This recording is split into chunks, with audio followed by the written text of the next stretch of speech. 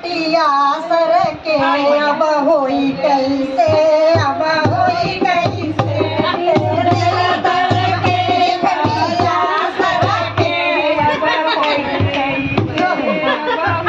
का होई गे काया चरण बने हम सुनली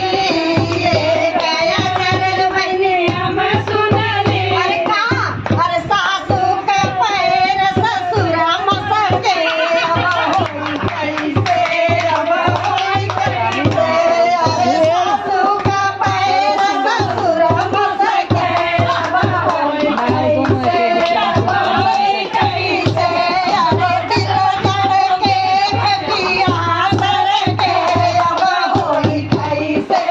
अब होई कैसे अरे दिल धड़ के खटिया मजा आया होई कैसे अब होई कैसे अरे काया चरण दीदी हम सुनली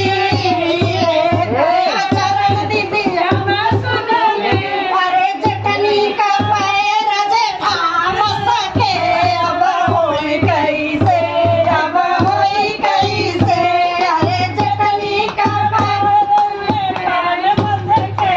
अब होई कैसे अब होई कैसे अरे दिल धड़ के खटिया सर के अब होई कैसे अब होई कैसे अरे दिल धड़ के खटिया सर के अब होई कैसे अब होई अरे काया चरण दीदी हम सुनली काया चरण दीदी हम सुनली अरे ननदी का पैर नंदोई मसके अब होई कैसे